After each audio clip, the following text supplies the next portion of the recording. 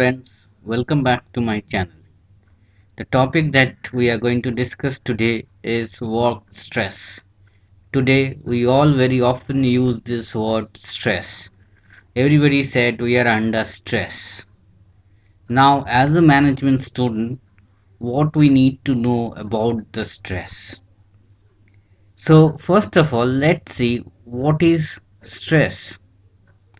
Stress means the human reaction to event in our environment. That means how human body mind react to any situation or to any environment. Handsley defines stress as wear and tear on the body. Now, the stress we can classify it in two categories: eustress and distress. Eustress is the good part of the stress. That is, some kind of stress is always required, always welcome. Because if there is no stress, the people will not going to perform properly or work properly. Good stress, like example of getting into college, getting engaged, winning lottery, where the people are very happy, excited, they wants to perform better. If as a student you have cracked math exam or CAT exam, now you are under stress, which college to choose. I'll do better in those colleges to get some good marks, get good placement. So this kind of stress is known as eustress, and the negative stress is called as distress. This form of stress is the bad stress. So the what are the different bad sources of stress?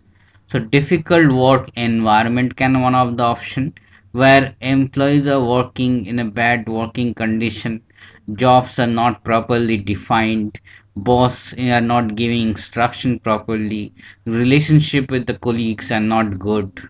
Similarly, the sight and sound problem are there, which is also part of the working condition. Lot of noise, underwear, and you have to work like this. Threat of personal injury can be a problem of stress, like the machine that you were working on is not properly fenced and high probability of accident. All this kind can be a problem to stress, and this is what we called as distress. So stress are two type: eustress and distress. Eustress is the good part of the stress which is required to perform better, and when distress is the negative stress, which is the bad stress. Now, there are four types of stress. First one is the general stress, which everyone has this kind of stress. It resolves itself within a day or two. No intervention is necessarily required, like little bit of work pressure, little bit of excitement. So there will be some kind or other of stress which is always welcome, and that can be resolved anytime. Second is cumulative stress. When stress build up in your body, it becomes very difficult to alleviate your symptom.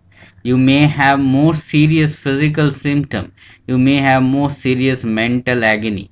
That means when this general stress slowly build up, you come under a stress where your body start reacting, your mind start reacting, your mind become you mentally become very anguish, your physical symptoms become very prominent that you are under stress. Third category is acute traumatic stress. When some critical incident happen, some death in your family, so you lose your job.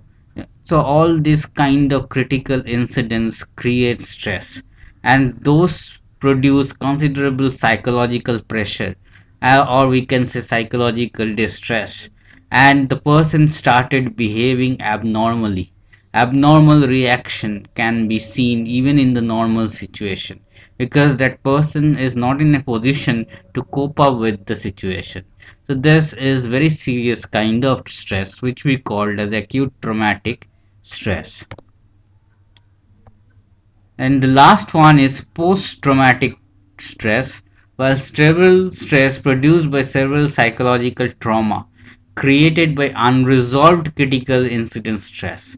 That means the critical incidents which create traumatic stress is not being able to solved by that individual, and that sustain persist in the mind of that person, and that is never ending, produce lasting effect on the psychology or on the body of that person. That category of stress will be termed as post traumatic stress. Now, these are certain stressors. Stressors are the sources of stress or the factors behind stress. The stressors can be of two types: individual and organizational stressor. Individual stressors are your life and career change, any change in your personal life, any change in your career which create problem, you become mentally upset, that can be a stressor. Personality type, it has been seen that person who are very introvert kind of person or are very prone to some kind of stressful situation. So your nature, your habit, your personality also sometimes become the problem or the reason behind your stress.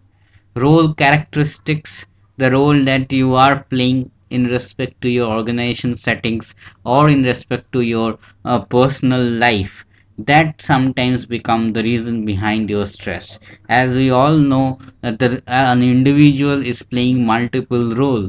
He is a father, he is a son, he is a boss, he is a subordinate in organization, and each person has got certain expectation from that roles.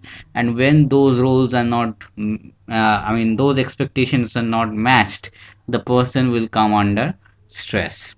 So from an individual perspective, these are the various reasons where a person can come under stress. Similarly, in organizational perspective also there are certain factors which create stress. Like first is organizational policies. Organization policies are not very clear, they are vague in nature, they create, or rather we can say they distinguish between individuals, are the problem behind stress. Organization structure, that is organization hierarchy, organization layout, are the problem behind stress. Process of doing the job, process a very cumbersome process, very difficult process, the process are not well defined, those situation can create stress. And last one is obviously is the working condition, that is the working environment where the person is working. If it is not at all suitable, that will create stress among the individual. So these are the various stressor, or we can say various factors behind stress. Now the general adaptation syndrome, how an individual can adapt in such situation. So stage 1 is alarm reaction, the fight or flight response which cause you to be ready for physical activity.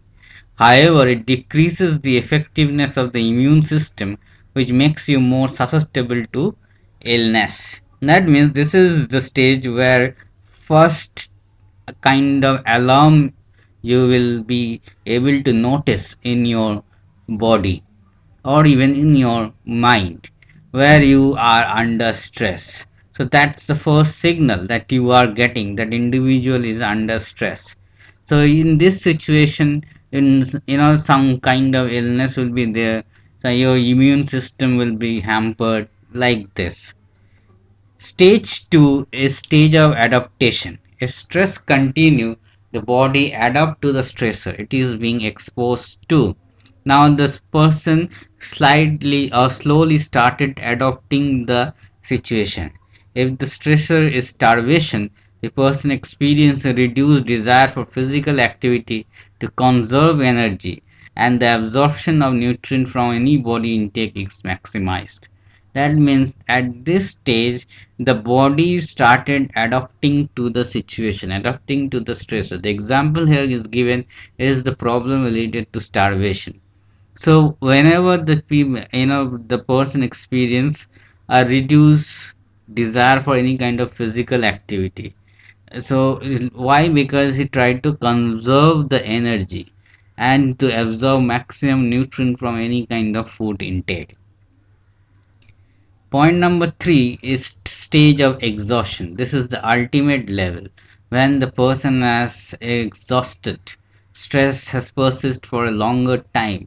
The body resistance may be reduced. A person is right about to collapse. So people who experience this kind of stress may suffer to heart attack, severe infection, or chronic pain or illness. So these are the certain symptoms when we can identify that person has attained the highest level of stress. He is not able to cope up with the situation anymore. So these are the certain physical stress symptoms which from where we can identify that person is under stress, like dry mouth, cold hands and feet, increased sweating, rapid breathing, faster heart rate, feeling of nausea, butterflies in your stomach, diarrhea, etc. These are certain long term physical stress, like if the stress continue for a longer time, then person might have insomnia, change in appetite, frequent colds, feeling of intense and long term tiredness, and of course prone to illness. These are certain behavioral symptoms: yawning, talking too fast, talking too loud, nail biting, grinding teeth, drumming fingers, overreacting, emotional, defensive, irritable, irrational, aggressive. Some more behavioral symptoms will be a negative effect on performance also by reducing your effectiveness, making you accident prone, causing you to be forgetful, causing you to be very negative.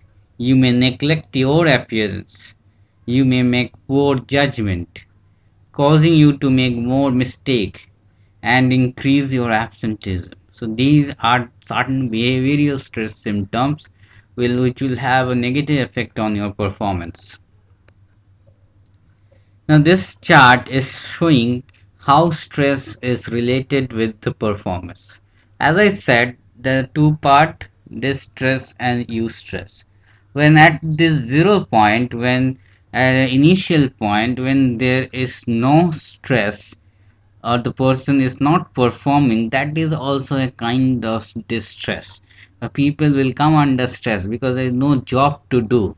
So slowly, when he started working, the level of stress started increasing, and the performance also increased.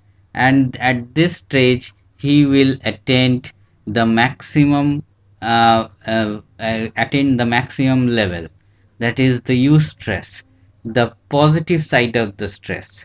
Then again, it will start falling down, and that means his performance is going to affect. His performance started falling down as the level of stress increased because he is no more able to cope up with the stress, with the situation, and he will come under distress. So then from this what we can identify is that when there will be no stress at all, that's also a bad for a person for performing, because he has not has no he don't have any job to do. But as slowly the stress increases, he started performing to a certain level, he has performed well, and that's a good part of the stress, you stress. But if that stress level increase further, again his performance started deteriorating, and he will come under stressful situation which we called as distress or the bad stress. Now, these are certain performance stress symptoms. Means when a person is under stress, how his performance will going to affect. That is, you may not make good decision. You may no longer enjoy your work. Your attention span may be affected. You may have more negative thoughts. Your self confidence will suffer. You may have difficulty in concentrating.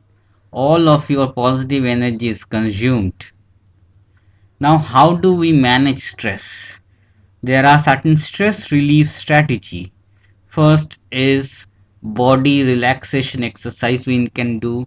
We can do little bit of yoga. We can work out our routine every day. We can do some kind of meditation, counseling. All this are helpful for managing stress. So healthy living to conquer stress is examine your diet properly, lower intake of salt, lower intake of sugar, lower caffeine intake. These are the vegetables, fruits, carbohydrate we need to have in our diet that will help us to conquer the stress. And there are certain other helpful tips to manage stress, like changing perception and expectation about the things, about the situation. Break jobs into more small manageable part. Set realistic and reasonable goal. Set boundaries. Don't compromise your values and belief. Schedule time properly. So, what are the benefits of stress management? First of all, your physical health get better, more energy and stamina you will have. You will become emotionally stable. You will have a positive attitude. Always you will be very hopeful and happier. Ability to focus improved. Able to learn and achieve.